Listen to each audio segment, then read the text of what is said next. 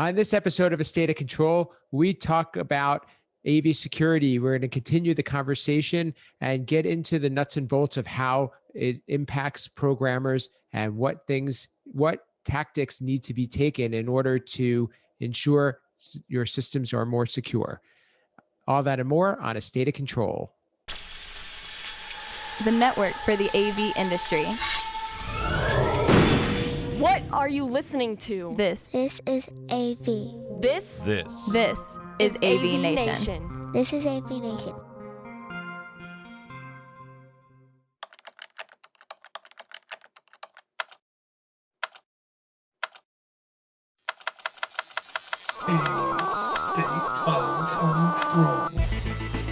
A State of Control. State of Control, episode 80, Check Engine. Support for AVNation is brought to you by Sure, sound extraordinary. Welcome to A State of Control, an AVNation podcast that highlights the control, programming, and automation aspects of the AV industry. My name is Steve Greenblatt. I'm your host. Thanks for joining us today. On today's show, we're going to be continuing the discussion from our last show. We're going to be talking about security of AV systems and specifically the impact that it has on AV programmers and designers and those who are in our audience and who do what we do. If you haven't listened to our previous episode, I highly recommend it. It was packed full of information. That's episode 79. Go back and check that out and then rejoin us on this one. But we have our same guest returning on today's show to continue the conversation. And before I introduce them again, I want to say hi to my partner here at A State of Control. He's none other than Rich Fergoza. How are you, Rich? I'm doing good. Mellow West Coast greetings. I'm interested for part two. I was just saying a minute earlier, we ended with some rising thoughts. This one's like pull the thread, keep pulling. So I'm actually pretty stoked for this show. There's a lot of food for thought that, especially this topic, I think is really important, especially right now for our industry. Absolutely. I think, and we'll get into it a bit, but I think it reiterates the importance that programmers and people in our role have. And it's, we've been downplayed for some time. So I think this is a good way of revitalizing that. So I will move forward in welcoming back, first off, Brian McGrogan from Verex. Welcome back, Brian. Thank you very much for having me again, Steve. I can't wait to continue this conversation. It's really a good one. We're glad to continue it. And last but not least, James King from Stockton University. Welcome back, James. Thank you, Steve, for having me back. And like Brian, I look forward to continuing this conversation that I'm sure we could fill hundreds of shows with. and it's all good content and good education. So that's always what we stand for here.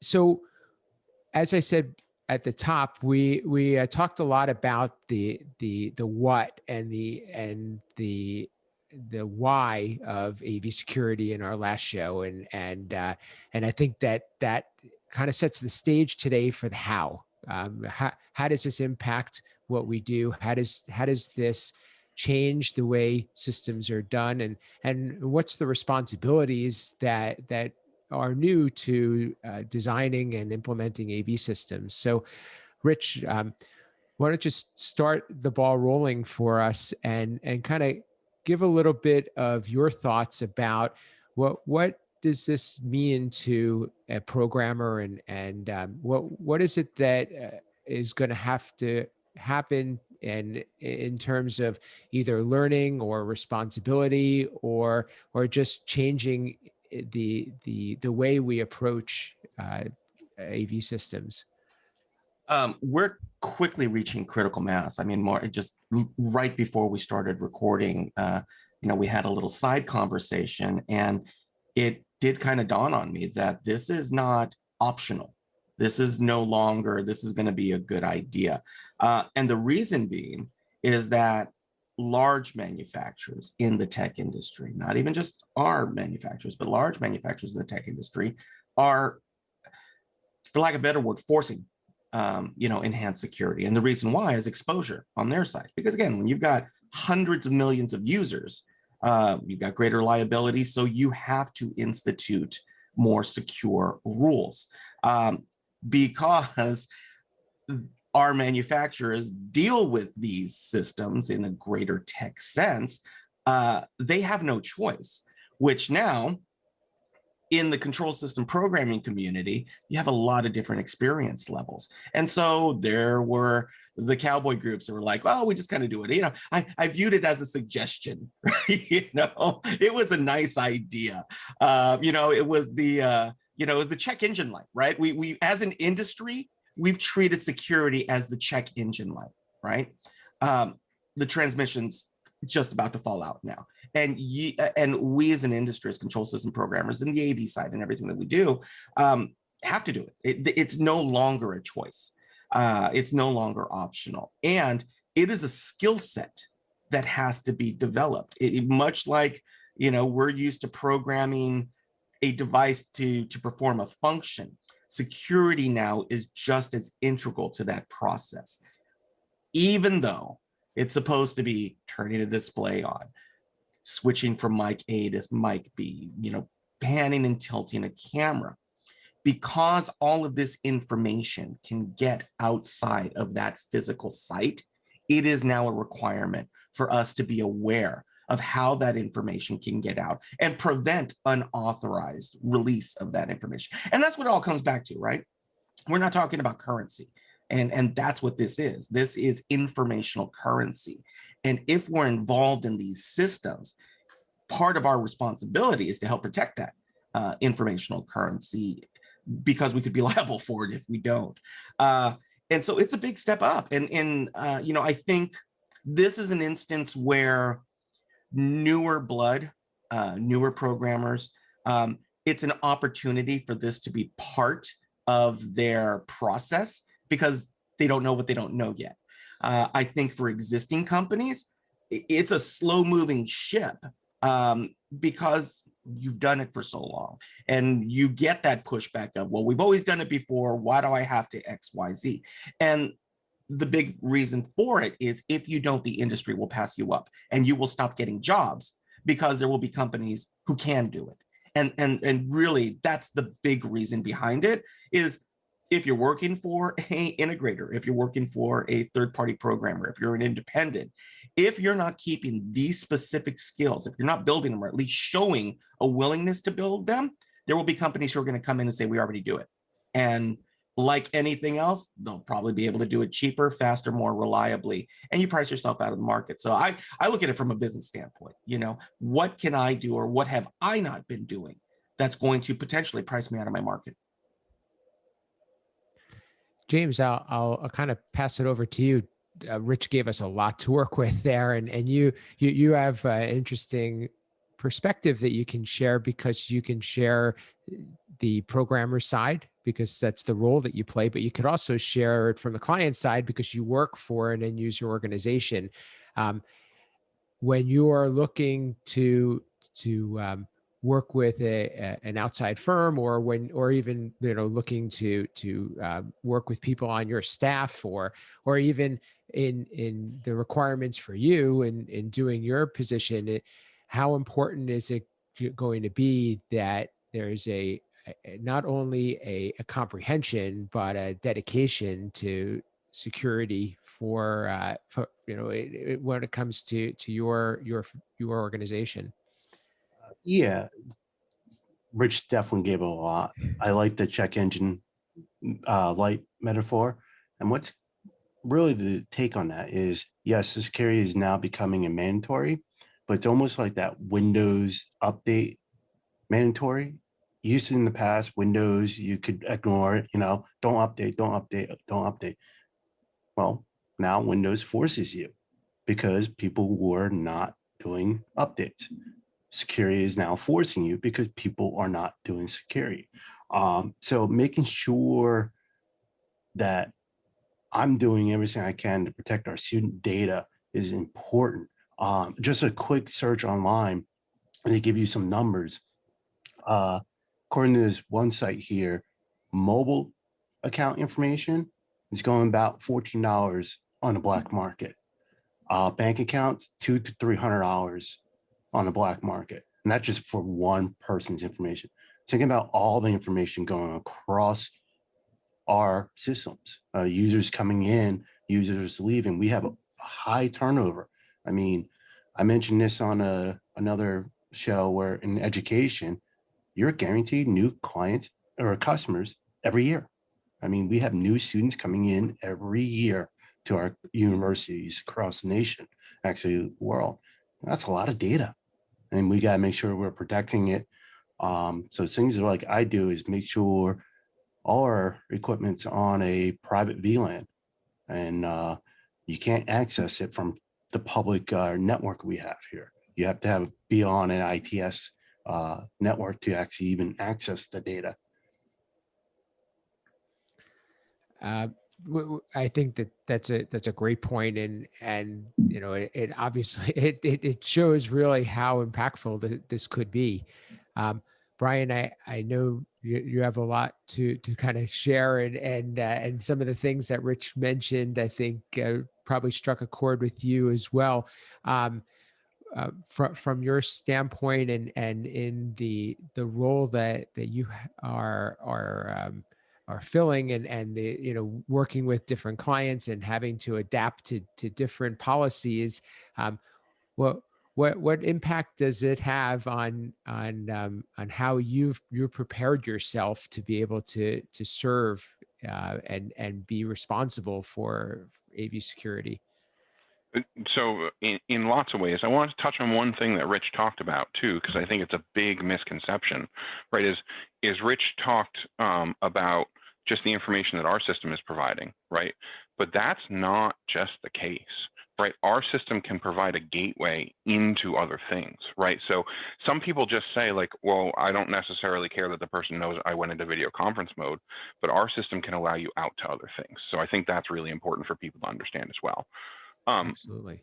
But going back to what you were saying, Steve, the part of the things that I do to prepare, and part of the things that I think as a programming community that we can provide, is keeping up with the current security standards, right? And it is, you have to keep up. They change all the time.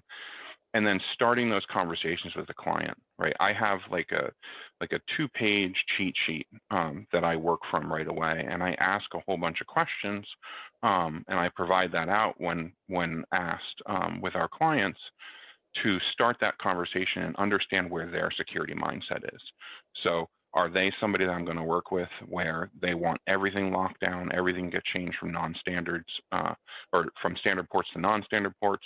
Are they somebody who is, you know, not security conscious, and so we want to do, you know, the pieces that we feel are necessary to ensure that we're in a good state, and that, you know, hypothetically we couldn't be liable, or, you know, it limits our liability. So, and I feel like that's always one of the biggest hurdles, is getting that conversation going and getting to the right person, right? Our industry is adapting. You know, we're getting folded more and more under the IT umbrella. That's been going on for a long time. That's nothing new. But until pretty recently, we necessarily haven't been flagged as a security risk, or just as a security concern, right? It's kind of like this black box is on here, you know, it doesn't really do much, it just controls the TV. But, you know, thinking about it from an endpoint standpoint, you know, more and more concerned. So making sure we're getting to the right people, making sure that we are providing them with the right level of information, and being ready to have those deeper conversations. And if you don't understand it, knowing who to pull in, right? That's key. Right, manufacturers are there; they understand it. I think James said it. You know, they understand the pieces that they are responsible for, and so they have people that are dedicated to it. So they're a resource to pull in to have those conversations as well. So, Rich, I'll kind of bounce back to you, because I think one of the things you talked about is the impact that it has on businesses, you know, and I think it, you know, the competitive nature of it, but also the liability. You know, speak a little bit about how we have to protect ourselves, because honestly, if, you know, if a vulnerability gets tracked back to something that a programmer does, and you own the company, your name's on the door, and there may be some calls that you don't want to be getting. So Step one, you and I have both learned the oh so fun E&O, errors and omissions clause in your insurance. It's like everything else. We've transitioned so much in the past 20, 25 years that, my biggest concern from a liability standpoint, seriously, was, if a screen was going to drop down when a cabinet door was open, right? I'd be responsible for a $5,000 motorized screen because I didn't have something in place that said, hey, this is open, or a motorized lift dropping down on somebody's fingers. I mean, those were the physical dangers that we had to be aware of. And so it was easier, because we were dealing with, but the world was different at that point. Step one, stuff like cybersecurity and liability and all of those things, as a business owner, just don't hire a professional. That's my first advice, right? It's like, you've got a room full of smart people. Yes, people could probably learn all of the vagaries of insurance law that's required in exposure. Just don't. Step one, find somebody local. You can find it through Avixa. You can find it through CDA. You can find it through all of the other resources that are available, which is, okay, let's limit your financial liability. Things are going to happen. Again, you've got the government that got hacked. So to say that we are going to be foolproof in what we do. So I mean, Brian and James are right, which was, the minute we touch something, we have the ability to be a gateway for something else. So once you reflect upon the fact that the minute that you get on any kind of network, which is why when you're dealing with banks, when you're dealing with the government, when you're dealing with medical, there are fail safes, right? There are air brakes, air gaps that should be in place for part one. Part two is, if the people that you're working with are a little willy-nilly about their security, you got to focus on being the voice of reason. And that comes back to just process. And it's not that difficult, but it is working with, so let's say your insurance company, or when you're drafting your scope of work agreement, that your verbiage just says, look, we will do everything possible to prevent any kind of unauthorized entry. Here are the steps that we normally take. And here, and you go from there. I mean, you could spend your entire business life trying to figure out ways that something can go wrong and you'd not get anything done. So you have to balance it against the fact that you are going to get things done. And what do we always say about this industry, right? It's not if, it's when it's going to break. And when it's going to break, the most important thing is, what's your plan? So go from there. Now, can you plan for every single thing that's going to break? No, you can't. But at least if you're in the process and you're thinking about it and you're moving forward, from a relationship standpoint, right? Where does it always come back to? How are you communicating? Are you being reactive versus proactive? So, I mean, I'm kind of generalizing this in terms of, where we started with it, but it really is the case. It's setting aside that you have to know everything about everything and being willing to collaborate and make use of your resources first. And that's rule number one for this industry to begin with, right? And as we're getting older and as I get older, I get more and more removed from how the sausage is made in what we do. But I have the perspective and the experience of all the ways that it went wrong. So I'm learning how to bridge those two, where I don't necessarily worry about how things are getting done on the granular level, but I'm collaborating with someone who can explain it to me if necessary. And I think that's what, again, whether you're working for a company, and like if you're working for a company, you're a programmer, and you might not be responsible for the business side of the decisions, it still should be upon you to say, hey, what's our plan? Because I'm out there. And I've just watched this show and they brought up something, and do we have a plan? And if nothing else, it builds the communication needed between who's in the field and who's back in the office, so that if and when something goes wrong as an organization, you've at least run through the most basic scenarios. I think you bring up a good point too, because even if you're talking about being insured, one of the first things that they're going to ask you are, what are your procedures? Because otherwise they're not going to be able to insure you if you're not looking to follow best practices. James, one of the things that comes up a lot lately is looking at devices too. So we have, following good practices about writing code and network security, but we also have the devices, and manufacturers are making strides to make their devices more secure or make it so that there's security measures in place. When you're looking at evaluating equipment, how much does that play into the decision? And also the second part of the question, and I probably shouldn't ask two-part questions, but how do you figure in that that time that it might take to deal with a more secure device, because it's not necessarily as we've said before, the more secure it is, the possibly the more effort it takes to work with it. So I'm going to actually tackle that second part first with a simple statement of security in its nature is difficult. That's what security is. So you have to face that you're going to have difficult one, no matter what equipment you're using.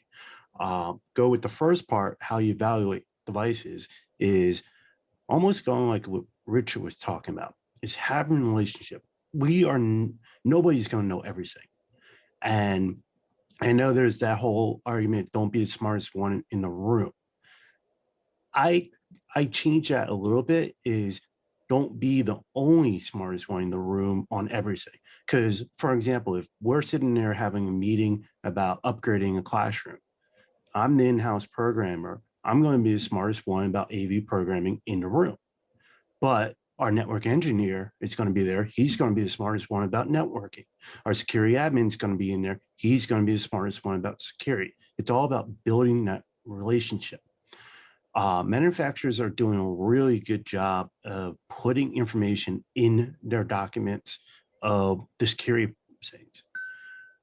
Read it, look them over. If you have questions, talk to your security admin or reach out to someone who knows something about security. And then in doubt, don't connect it. Right now I'm a big component for not putting smart TVs on any network because I personally don't feel they're secure enough. Now there's other ways around that. There's things being done, but I'm not even going to take that risk. So any TVs we're using, I don't put on a network unless there is a requirement that we can't find a workaround for. I think that's a really good point, and probably something that not everybody thinks about. A lot of times in a design, if you see an Ethernet port, you automatically plug it in. Yep. So, I've actually wanted to add something there too, right? We've had some scenarios, kind of like James was talking about with a smart TV, where we fall back actually to older, I'm going to go with 232 with this device because I can't trust the security of it, right? I can't trust that. So I know when I'm 232 direct to a device, I have communication from my processor to that device, and that is it, right? So there are definitely scenarios, right, where we might have to fall back on our old skills too, and understanding when that's the case. To give your smart TV example, James, I do have TVs that I can't control 232 anymore. There's no adapters, there's no anything, and I isolate those. They have no internet access, only access to the control system, and that's it. They can't get outbound at all. And in some scenarios, it's even as much as me, going and manually setting it up and not giving it a gateway, even though that VLAN has no internet access. So lots of different things there. Oh yeah, definitely. You can definitely have a lot of different things. Not having like the network side where your network admin comes in and sets your ACLs and your VLANs and your firewalls. That's really what you guys sit down and look at if you're connecting a device to a network, is what ports do I need open on the firewall? And for example, just don't go to your network admin and go, I need port 8080 open, I need port 44.3 and port 23, because they're going to come back and go, why? Know the reason why you need those ports open, because if you don't need it open, it's being shut down. Absolutely. I think this is real gold. Kind of, Brian, going along those lines, is that what other tips can we provide to others that are just starting to to delve into these security items? Because so for example, one of the things that my company tends to do is work with manufacturers and do modules and drivers, and it we're seeing a lot more where the requirements are can be challenging. It's not talking to a device is through RS-232 is very different than talking to it over IP.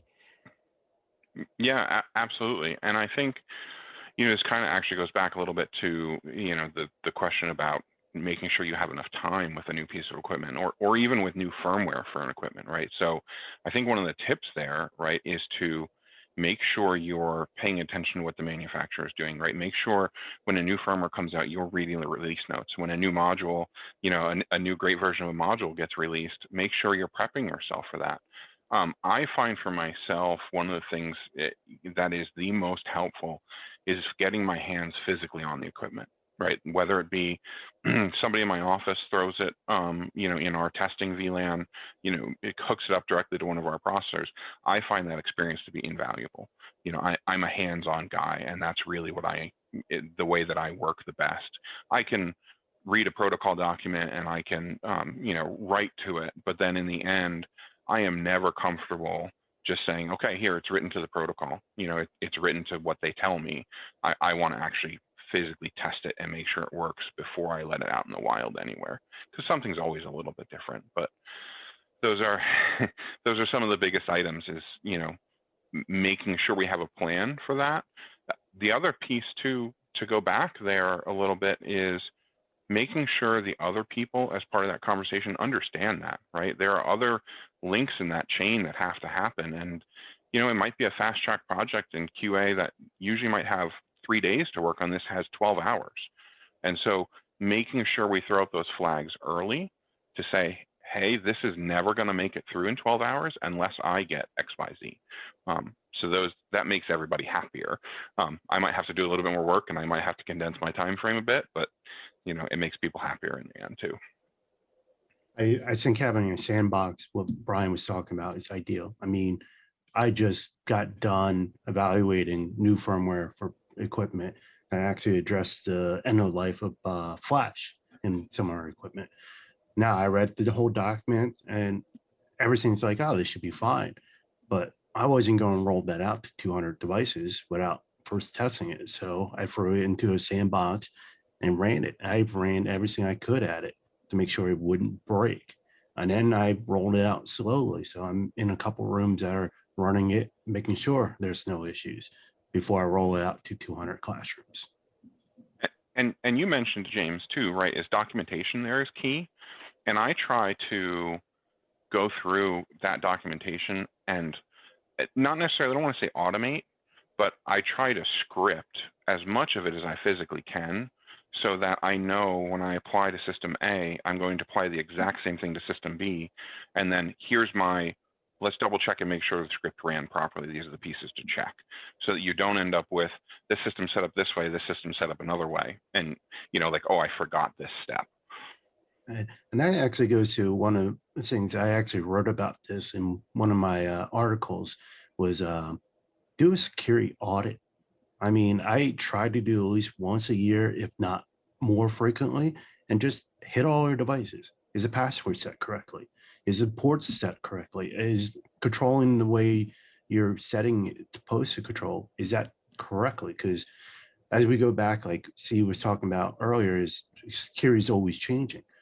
Security is never once and done. You don't ever just put it in and walk away from it. You always have to be active on it and do an audit to make sure your devices are up to standard is key. James, do you have any resources that you could point people to that would give them maybe like a sample of what an audit could be, and maybe we could put it in the show notes. But I think some of these things, you have the advantage, I think, because you come from more of the IT side. I think a lot of AV programmers come from purely from the AV side, so a lot of this could be very new. I think that could be very helpful.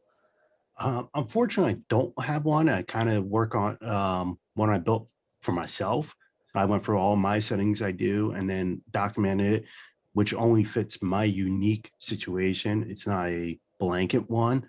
I'm sure there's some IT ones out there that can easily apply, but that would be a better question for like Frank, who is more into those things than I am. I just Sure. know of audit, and what I did was I built one that fits our university's need. Perfect. I think that's a good answer too. But I think maybe if we Google a security audit, James is referring to Frank Paticala, and he's the host of the IT Factor podcast on AVNation. So a little plug there, but check that out to learn more, and I'm sure he'd be glad to answer those questions. Rich, I'm going to wrap it up with you, and I just want to get your take on this. It's kind of the one of the old school guys as I am. Do we see although we know we have to embrace security, do we see the AV industry getting immersed and building their skills and knowledge, or do we see us kind of taking a step back and letting other people do it and working around with maybe going back to closed systems? What's your take there? It's interesting. It's funny is that, you and I run two very different organizations. I'm much smaller and kind of, there's benefits to being small and there's problems to being small. There's benefits to being big and there's problems to being big. Whether you're working for an integrator or a programming company, or whether you're on the other side and you're running the business, I mean, you kind of run your head through your hands, because the first thing that you think about, I know that you think about, that I do, I'm like, who's going to pay for this, right? Who's going to pay for this? 100%. And so, it's that very interesting line. Like we get the opportunity here to deal with kind of the intellectual and the high level operation parts, right? Here's why we should be doing it. Here's why it's important. Here are the challenges around us. And then these shows end, and somebody watches this show. And they go back and they got 15 voicemails or emails or something going on, and they're seeing that the project is now 3 days behind schedule, or the client is saying that this proposal costs too much because they've got too much time built into this. So then you're tempering the real world side of it, which is, why is it important? Yeah. And so if you're not actively performing that part of enhancing your security procedures and protocols, but you got to optimize them too. And then you got to educate the people you're selling it to, because Brian and James just made a perfect example, right? Let's say, again, my focus is Resi, but we still do a ton of commercial. So, Resi, I've got a little bit more leeway to say, no, this is the way that it is, period. There's a luxury in that. The decisions start and end with me. The blame starts and ends with me. But when you are dealing with a university, or dealing in education or K-12 or corporate or, banking, whatever it happens to be, you're part of a team. And that team is going to be very specific about where their turf is. Now, if you're playing on their turf, you're still expending time and effort. So you then really have to focus on education, right? And we had a show, how to talk to tech managers, how to talk to the C-level, how to deal with the IT security. So now it comes back full circle, right? This is going to cost you money. Make no mistake. Security's hard. Security takes time to establish it and then to maintain it. It is an ongoing process, and it ain't free. So you need to be able to start that process of saying, we could use X. And again, this goes back to consultants even, right? Okay, you spec X. Fantastic. Here are the 4 reasons why, if you choose X, Y costs are going to increase. Because ... Now, and this goes back to, the check engine light and covering yourself. We know for a fact that these devices are insecure because ... It then requires our company and or other companies to perform these additional tasks, to perform the same thing that we were able to do 15 years ago with the $3 IR emitter. And that's the reality, right? You know, it is, we're having to invest 3 hours of time for a 3-second process from 10 years ago. But what they don't want to hear is that they have to pay more for it. So that's the big part, the big takeaway that I always get from these. And, you know, why do you cut corners? Because you don't think you can afford not to. And that's where you get in trouble. And that takes some resolve. It really does. It takes some brass to go, this is cheaper, this is easier, we probably won't get caught. And then you have to finish it with, but. And so that's my takeaway. Again, like I said, I love hearing from these guys, because up until this conversation just happened, it didn't crystallize for me. It's like that first question as an owner, I'm like, who the bleep is going to pay for this? You know, and so that's the big part. It's like, hey, you want to make money? Do it right. It ain't easy, but you want to make money? You want to make sure your company's still around? You want to make sure that your boss is able to give you a paycheck in 2 weeks? Do it right and campaign for doing it right and advocate for doing it right. And not only inside, but we've always talked about this. We have this identity crisis, right? That if we pipe up and we establish our expertise, we're going to get, you know, we're going to be put on outside of the cool kid group. And you got to step away from that. You got to be, you're an expert. Act like an expert. Just to add that real quick, Rich, good point. Who's going to pay for it? Well, think about it this way. Who's going to pay for when there's an issue? Just like your check engine light. Yeah, a new transmission might cost $2-3 grand, but when your transmission blows, how much is a new car? That's what you got to look at. Yeah, who's paying for it, but what's going to cost you in the end if you don't do it right? And the other piece there too is the relationship, right, Rich?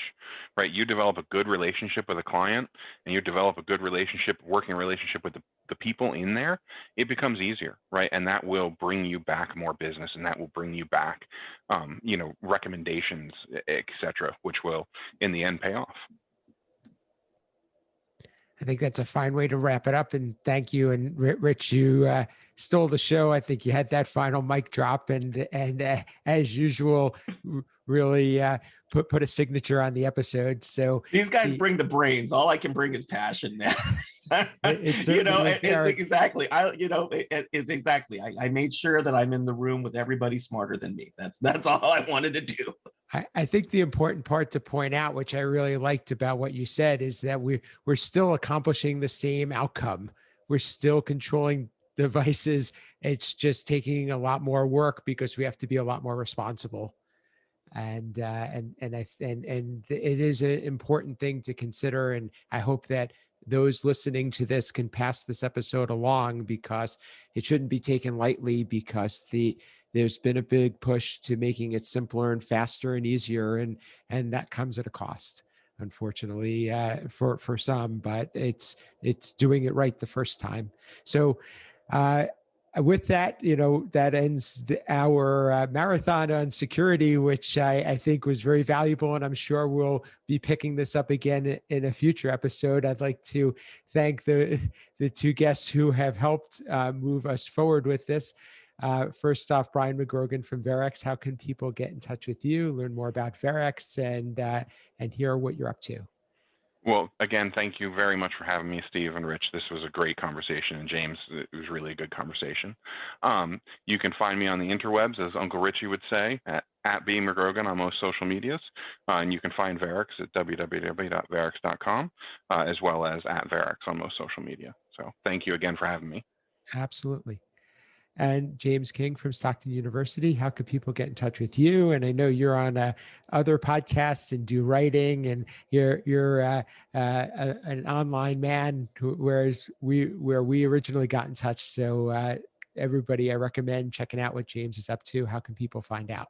Oh, thank you for all that, Steve. Yeah, I'm making the gamut around the interweb. first off, again, this was a great conversation. Brian, Steve, Rich, this is great having this conversation and much needed conversation. But you can find me on the best place is Twitter. Is my username is at AV James King.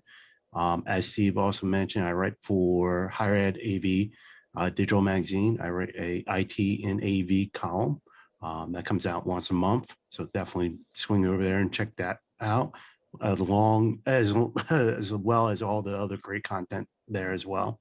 But yeah, I make my way around the interweb, so that's the best place to find me. And I highly recommend you checking James out. And last but not least, Rich, how can people get in touch with you, and what are your parting words for the day? I mean, this is just cool. I actually, I walk away kind of with a bounce in my step over this when, again, this comes down to we're in business, and this is not a hobby for us. And times are changing. And if you want to stay in business, and again, whether you're doing it for a year or you've been doing it for X number of years, I know that Steve and I, our challenges now have shifted, and these are the things that we have to think about. And it is just as important as the nuts and bolts of turning something on and off. You got to think about all of these things, because the whole process is about being better at what you do and being more profitable about what you do, and being more efficient and ... This is an educational resource that our only goal is to help you get better. And the way that we can help you get better is to help you make more money. And the way we help you make more money is to make sure you stay on jobs and get more jobs. And the way you stay on more jobs is you don't screw up and get fired from them. So, and that's really, I hope people watching this understand the passion for what is trying to happen here, which is passing on what we call the tribal knowledge, right? We've done it wrong. We've done it wrong so many times, man. Don't be that company. Don't be that company that everybody talks about, right? And so hopefully tools like this give an opportunity for everybody in an organization to get something out of it. And nobody likes talking about security, but you have to. And so that's why these things are important. And especially right now, because we don't have the luxury of being in the same room with a group of other programmers and industry gatherings and everything else. So make the most of the tools that you have right now and the time that you have to learn from it. With that said, I'd much rather you be here and get that information from others. But if you feel the need to find out about what I'm doing, you can find me on the interwebs, as the boys have said, at rfragosa on Twitter. Fragosadesign.com is the website. But first and foremost, as I always say, I would love for you to find us here on AVNation TV, as in our new capacity. By the way, this is our first show in our new capacity in partnership. That we would love for you to follow us here and support our continuing sponsors and our new I guess who would be benefactors at this point here on State of Control, Resi Week, AV Week, all of the associated shows that we have. So come in and watch us. We really appreciate it. Rich has said it all today, so I'll leave it at that. And I concur, and I think what we do here is great and a lot of fun, and hope benefits our audience. And we want to hear from you. Please reach out to us. Let us know what you think. Let us know what you want to hear more of. Please share one of our episodes. Any of these things would really mean the world to us. So look forward to being in touch with more people and also getting more voices heard on our show. If you want to reach me, you can reach me at Steve Greenblatt on social media, or my company Control Concepts at controlconcepts.net. I've been on a couple of, as Rich has as well, a couple of the other shows. So give a listen. One of the ones that I'll plug, I have a couple of upcoming shows on the AV profession, which satisfies my interest and passion for business. So that's been a lot of fun. Check out avnation.tv to find out more about this and all the other shows, and thank the sponsors. With that, that's all we have for today on State of Control.